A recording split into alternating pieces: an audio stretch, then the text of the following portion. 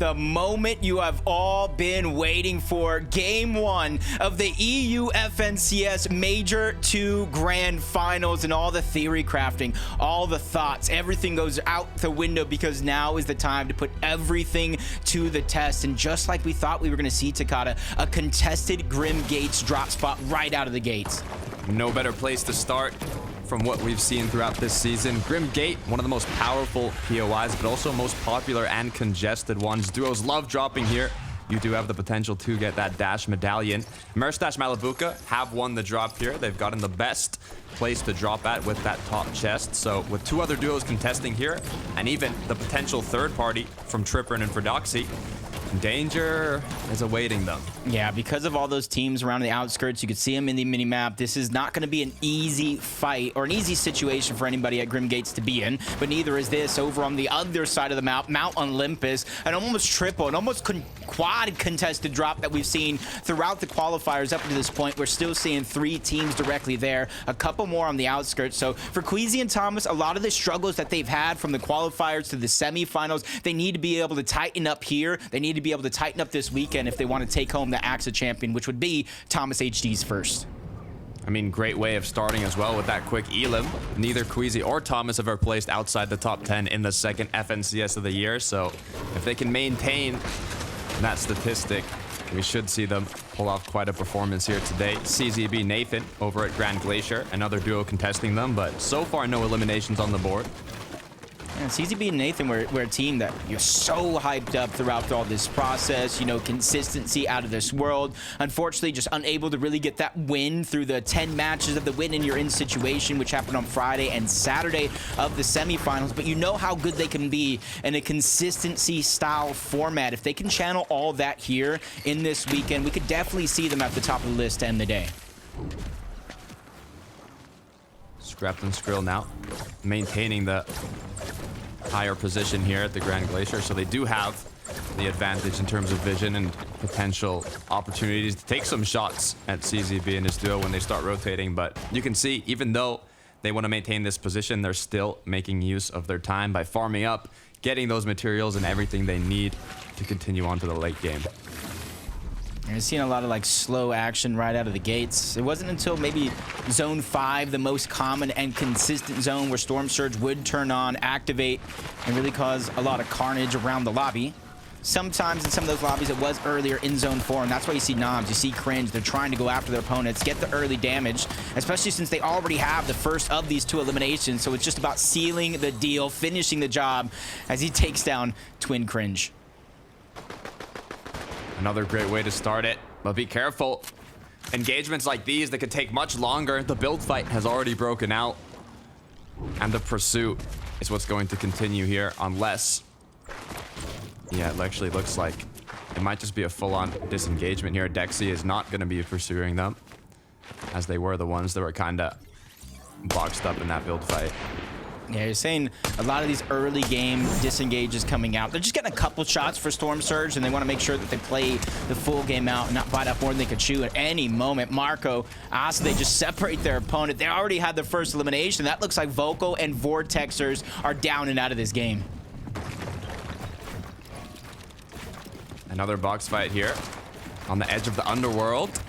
It's going to be Turtle and Chiefs up against Trash and his duo partner. But you can see from a lot of these engagements we see, especially in game 1 of Grand Finals, these duos don't want to get eliminated, but they also want to have enough damage to set themselves up for that mid game. So a lot of the time they'll get into these box fights or potential kind of back and forths, taking shots at each other, but not fully committing to anything. Yeah, just join back on over to Pleasant Park. You got to imagine Goba and Kilba heard this fight from far away, and they're just trying to disrupt it. Do what they can to get some damage, but I think it might have taken them just a little bit too long to move on over in this direction, so they're not going to get the same advantage on this fight in which they wanted when they kind of started and moved over in this direction. And that's why you see them disengaging instead of making those big risks, starting a box fight early on the game, especially when their loadout isn't even that good. So I like this decision coming out of them, just to kind of peek in the direction, get information, then move on with the rest of the game. Yeah, that was a duo that actually originally was dropping at the Underworld, so not sure if either they rotated out instantly or switched up their drop spot. But Trip and Fredoxy, we talked about them earlier on, well, Levin and Mini did. They've been consistently third-partying Grim Gate after looting up their drop spot. And it looks like if we switch back over, the engagement has not concluded yet. And it looks like it's not going to conclude anytime soon. Yeah, it's just one of those situations where the fight is just so prolonged, it's almost not even worth it to engage in one another at this point, and that's why you see teams taking different positions around Grim Gates. But meanwhile, Malibu and Mustache making the heads-up play, boxing around where the medallion will spawn, but they just have to be careful, because when the boss actually does spawn exactly that, it terrorizes and breaks some of the builds, make it easier for you to get shot. But Malibu and Mustache, they kind of have their eyes on the prize, no real distractions coming their way, so this should be an easy loot gather. Careful though, as Trip now from comfortable to eliminated has gone down, and it looks like it was a full-on elimination, no knock. So Prodoxy as well was eliminated previously. Both players now out of game one. Yeah, just really unfortunate circumstances. Just trying to disengage, trying to stay alive, do what works and got you to this point, because that Prodoxy and Tripper, they were just the ones landing around Grim Gates and taking advantage of all the opportunity that was around there with the contested drop. You can see just kind of getting caught off guard, not necessarily knowing it's a full duo, a solo, thinking it's much easier than it is, and just overstep your boundaries, just one too many steps there in that fight. Teeny making use of that water-bending mythic. You can see on this forecast tower, just looking to see if he can get some shots on any of the other duos or players rotating. There's only two on the minimap that you can see, so it's almost like the back and forth between them at this point, both with the water-bending mythic. Trying to avoid getting tagged while doing as much damage as you can. Wow, this is a big moment right here. Forecast towers. We talked about how good this team is. Probably 5th on multiple lists to get in that top placing here. And with the forecast tower, they can get off to a hot start in this game. Possibly turn this into a top 5 placing and get themselves on a roll. And this is why we keep jumping around the action all around the map. Snazy, Podesai contesting over towards Fencing Field. Tayson, Veno on the other side. And Tayson, even though he's able to gather a lot of loot during this drop, he doesn't want to give any free loot over to anybody else. Why would you? Especially if you're Tayson and Veno. Basically having the north side of Fencing Fields uncontested throughout the day. But it doesn't hurt to take those shots at the opposing duos here. But you can see always maximizing their efficiency, whether it's looking for tags, farming up, or even finishing up your loot path. Camiseti, Levin's pick for our Major 2 champs this year. They do also have an uncontested drop spot, so they can play for that consistency like we love to see them do. Already, you can kind of see the zone, I wouldn't say fully pulling in their favor, but they know it is moving a little bit towards the south. They got to imagine teams are coming in their direction, and this is the decision. They're going to split up just a little bit, try to cover more ground, get a couple more loot that they want for their loadout, and maybe some shots from Storm Surge before they figure out what's next. But from smooth sailing on one side of the map, Takata, not so smooth on the other. Underworld, we saw how contested it was to start the day off, and already this is no surprise to me what's going on. Yeah, I mean, you can see how it's affected Marius and Sandguild, both players being low on HP and not exactly low on shield, but it not being full just shows you something. They do have that legendary banana they can use to recuperate their HP, but it's especially difficult even to take an engagement with this amount of HP, let alone just stay up and loot. So I'm curious to see how they're gonna come back from this situation. Yeah, they have options when it comes to heals, the splashes, the banana, but the choice is theirs. And 2 titans of the game already battling out what looks like for a closed bunker. Thomas and Queasy, Reason and Vidal on the other side. I'm just trying to think who has control of the actual bunker, but that's almost a moot point because you cannot go down there without risking getting trapped down there from any one of these teams, not the one that you're just fighting. But you see in the minimap, it is littered all around with players looking in this direction to try to get their own Storm Surge. Like, I saw a lot of doubters for Thomas HD and Queasy based on their performance throughout the season, also being contested by another 2 duos by, well, in Mount Olympus. I don't know, Jacob. I've got faith in this duo, historical titans of EU competitive. And you know how they perform. When it's grand finals, it's time to show what you're made of. But Queasy has been cracked. Thomas HD now dropped to 21 shield. Danger for both duos. that team, that secondary team or third or fourth, whatever you want to call it in the mini-map, those are the ones looking in that direction, causing a lot of chaos and kind of left Queasy open, susceptible to a lot of those shots. And that's where you see Reason Vidil taking that opportunity, move down into the bunker, take what they were actually fighting for. And you notice Queasy, Thomas, instead of waiting, they're just trying to continue on with the rest of their game. They know they're not going to get a lot of loot staying for that bunker, so they have to look for it elsewhere. Back to Tace and Benno, still fencing fields. As now I'm looking at the surrounding area, what it's looking like in terms of duos, even surge bases, as this is a popular location to build some up. It does depend on how the zone ends up closing. You can see even in the feed, Marius has gone down.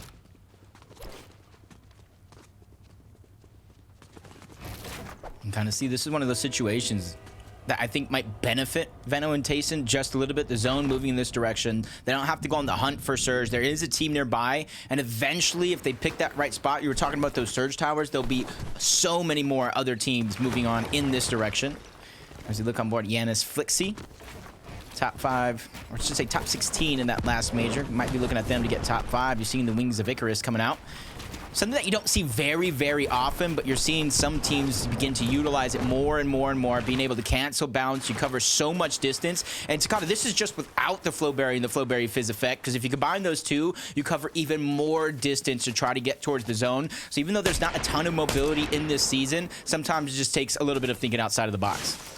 All right, the Flowberry meta. It's almost a must-have throughout this season. Nice little shot from Yanis through the tree. You can see how crucial it can be to have good aim with these DMRs, with the amount of damage they can do and the potential it has for getting those tags in the mid game.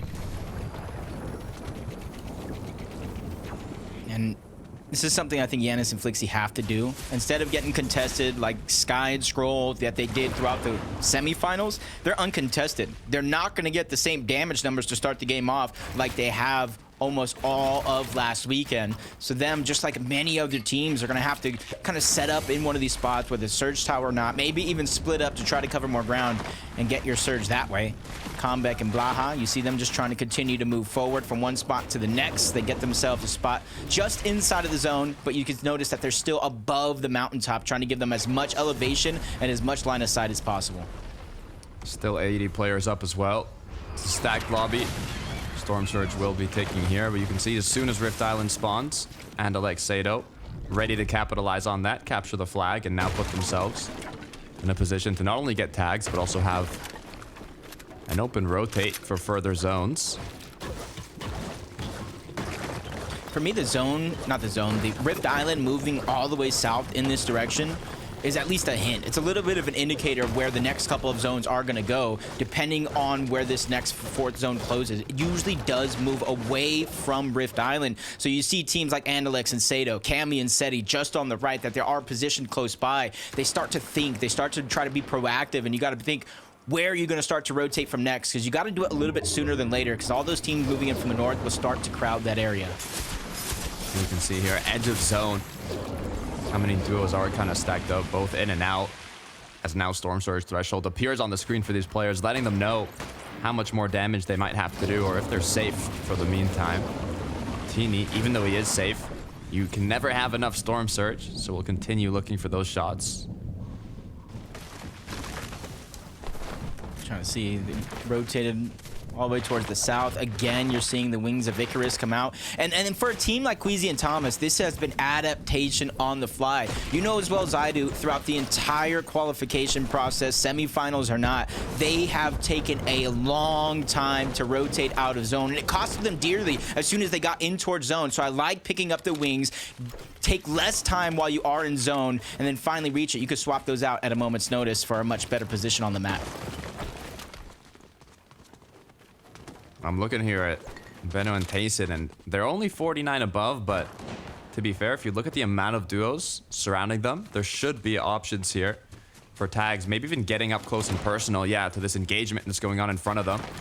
Even a potential third party that could come through here, as now they're going to try and crouch up and be as sneaky as possible, see if they can catch someone off guard. Yeah, not too surprising that they are low on Surge, though. Zone coming this direction. They landed at fencing fields. I'm not sure if they even left the POI almost all game long, but As the zones do continue to close, you see a lot of teams getting closer and closer together. It's just a little bit more of a risky situation for Tayson and Veno to try to get the damage, but two of the best fighters in all of the region, let alone maybe all of Fortnite. I wouldn't be too worried for them. Skrill's going to be the first target. Shields get dropped off in the blink of an eye. Scrapped is there as well. He takes another big shot, and now they are 169 above the damage threshold. They quickly disengage because they no longer want to keep themselves in that risky spot. You can see they don't need eliminations. They just want to set themselves up for the upcoming zones, and damage was all they wanted from that, especially with the amount of duos in the surrounding area. It's very risky to take on a full engagement here. Well, some people don't like the risk. Other people have to take the risk. Malibuca Mustache contested over at Grim Gates. When we tune in, they were below the damage threshold. A couple nice shots, quick fights. They're 23 above, but you know as well as I do, that's not a feeling of comfortability. In the back of Malibuca Mustache minds, they know they have to continue to look for Surge and make a rotation while they're at it. One damage above the blessing, granting them a bit more time, but quickly enough, that blessing will come to an end as Mustache now almost cracked. Just 3 shield left. They're forced now to play up close and personal. Close opportunity, but so far no connections. Yeah, I like the idea of what they were trying to do, how they were trying to execute. Drop on a team that doesn't know it's coming, but now you become the focal point. Sky and Scroll are there. Malibuca's trying to fight. He's by himself, and he gets knocked. Taken down. Mustache has the world of his shoulders trying to stay alive. Game 1 of the EU FNCS, and you never imagined to be stuck in a situation like this after getting all that Grim Gate loot. And now 2 different duos closing in on Mustache. But this could be a great chance for Crimson Nod, Sky, and Scroll to fight to try to distract one another. Oof, Mustache looking like the lettuce on a sandwich between Sky, Scroll, and Noms, his duo partner there. So this is not a position you want to be in, especially just having lost your duo and still being below on Storm Surge, forcing you to play aggressive and leading to Mustache going down. Oof. It's just really unfortunate for a team like Malibuca Mustache, probably one of the favorites to win, favorites to go back to back. We can't be too scared, can't fret too much. Day 1, 6 games. Day 2, point multiplier on those 6 games, so plenty of time for any teams to really pick up the pace and catch up. And that's why I think today it's so important that players start to build themselves a cushion. Get yourself a huge lead, because you don't know what's going to happen tomorrow. You don't, I don't, nobody does. Look at this, though. They played aggressive. They got a bit of damage, but now, once again, just 8 above. Same situation that Malibuca and Mustache were just in. Any second, and you could go below here. I do like how they're backtracking, though. This is Fencing Fields. They've been here all game long, literally, which is why they're down on Surge. So they're able to go in and out of these builds, go through unnoticed, not let their position be known either, which kind of makes for an easy rotation when they're finally able to make it. Really only one tough team stands in their path, and they're high up on this mountain where Veno and Tayson are not afraid to box up next to them either. And you see the zones moving, 6 zone. A lot of our competitors here today, Takata, are going to get forced into the interactions this late if they're slow to rotate. I don't think I've ever seen so many duos just be 1-2 shots away from the Storm Surge threshold. Down to 7 above now. Truelex right into the box alongside Chicho. No HP. They take down 1, but 1 more to go. Are they going to continue the pursuit as time keeps ticking? HP keeps dropping. Truelex gets knocked from the zone, but Chicho cleans it up. Yeah, as a 2-tick and the zone closes, it's going to be a 5-tick. Chicho has no choice but to leave Truelex behind and continue on with himself, which is almost a reverse. It literally is almost a reverse of how they got to the grand finals in the first place. Chicho went down. Truelex was forced to clutch up. I think he got like 38 or something solo impact points, which was huge for their moment with it being only 3 games. So now, Chicho, it's your turn to return the favor, buddy.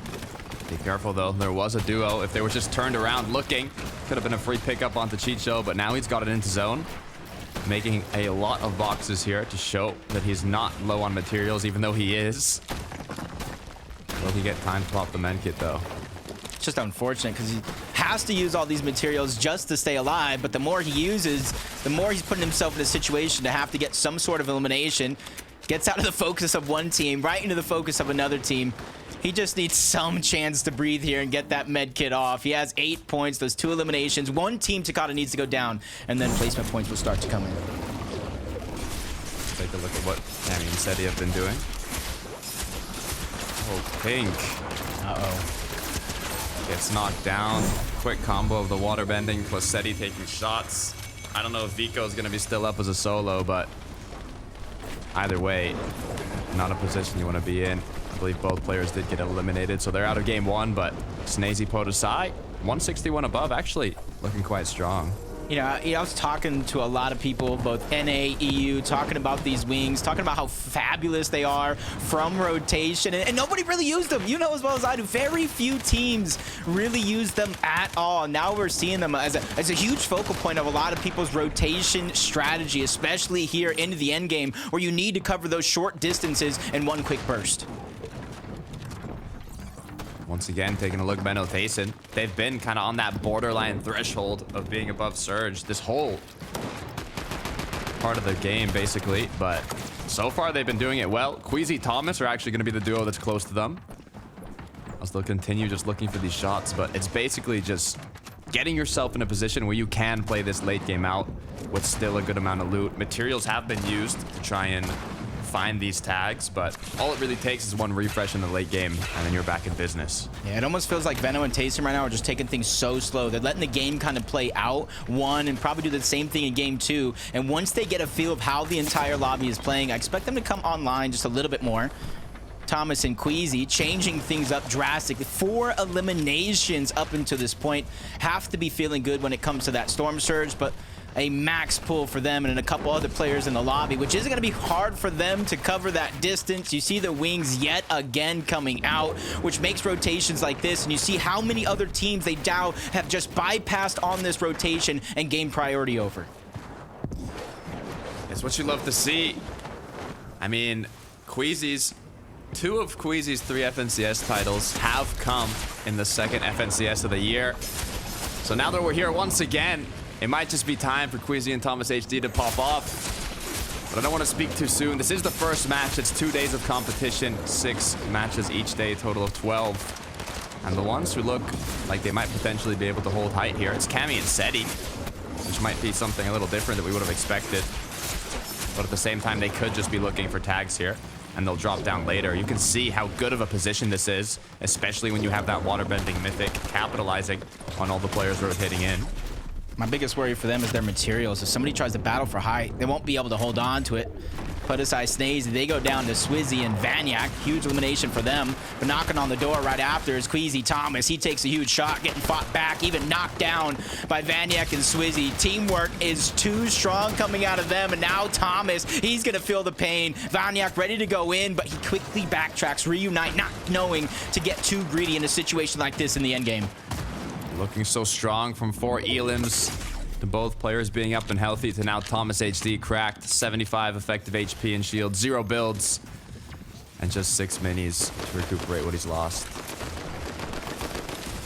Thanks to those wings, though, I'm not necessarily too concerned. The biggest thing is those resources, the builds, or I should say the lack thereof it.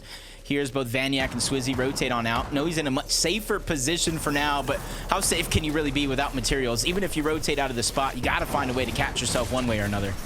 You said you're not concerned. I'm concerned, Jacob. I am very concerned right now. 0 materials in a grand finals. I mean, you can beat Thomas HD, but it's not going to be easy. You can even see Tace and Benno, both players down.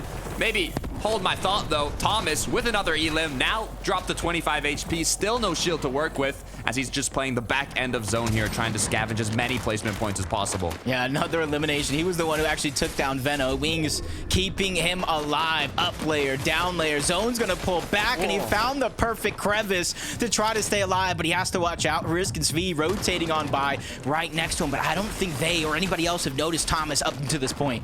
Prime location. All it takes is a bit of awareness, though, from the duos in the surrounding area to find Thomas HD. It's a free elim. Chap and Teeny, Jacob, game 1 on the high ground. You would never have guessed this is Chap's first FNCS finals. He is playing like a veteran, like he's been here more than enough, but Vanyak has definitely been here for sure. Down goes Teeny, down goes Chap. High ground changes hands, and at the perfect moment in the end game. This isn't a qualifier. This isn't the semifinals. This is the grand finals, and Chapantini learned that quickly. You know what, Scroll, Sky, they have plans of their own as well. Everybody fighting in the late game, trying to topple over height, forcing them down. They didn't have the builds to keep on pursuing that high ground, so they had to drop down in a top 10 situation, second height. But look how far away from they are from everybody else on that low ground, and they had no choice but to continue dropping down in all that madness. Cami and Seti playing like we love to see, full-on consistency. They've claimed low. They're incredibly healthy. Only issue is no materials. They're gonna have to take a 2 versus 2 here shortly. Can they come out on top? Yeah, he mentioned the Cammy curse to start the show. Might look like a Cammy blessing, another top position. Unfortunately enough, Cammy's finally gonna go down. Seti trying to go to the back, cancels the med kit, had no choice. Thank God and Splash gonna be the ones to take them down, along with a little help from Dabuel, who actually steals away that elimination. Top 5 position with everybody looking strong as duos. Skivvy, Haris now. Looks like their second height here. They do have to be careful as they look above. Scroll, get shots taken at. They are building in wood. They might be low on materials. The drop down might come soon. Yep, but Swizzy and Vanyak still waiting in the wings. They were the ones to play Busters and Disruptors once. Almost tries to find another elimination, but Font takes him down. Ends the run of Swizzy and Vanyak at top 5, but you can see he's still going through a roller coaster of emotions, trying to make it in zone, trying to stay alive, but high ground's gonna be fought for at the very end of the game. Scroll and Sky versus Riss and Skvee. Nice shots connecting from Sky here. Just one more needs to connect to take down their last player, but Scroll has been fully cracked. Wow. Sky cleans it up, though. Another Elim on the board. They have height. They just need to close out the game. A huge change up from the semifinals. They were the ones contesting Yanis and Flixie. They went down in almost 2-3 straight games. They've learned their lesson. They've adapted, and they're trying to come out on top, but unfortunate accidents happen. Sky goes down, which leaves Scroll in a 1v2 to end game 1. Have to be careful, though, as players start moving up. Scroll now is put in a difficult situation, but he takes down one. Dabuel now playing the heal off. He does have 2 med kits. In terms of time, Scroll needs to find Dabuel. He will not win this heal off. Yeah, he has to figure out at least what direction to run into. The first one's going to go down. He dives into the storm, checks the first bush. Nowhere in sight, nowhere to be found. Rellvis and Dabuel win game 1 of the EU FNCS. What a way to start off the grand finals, from height getting changed every second, duo by duo. Cami Seti attempting to survive on the low ground. This is how you want to start a grand final. And this has shown us a little bit of foreshadowing that it is not going to be easy for any one of these teams. You called it. Seti and Cammy having high ground. Vanyak and Swizzy stealing it away. And at the very moment, Sky and Scroll. But it was none of those high grounds teams. It didn't matter how high in the sky you were at to end the game. Dabuel and Rellvis going almost unnoticed on the low ground with 7 eliminations to take the game away.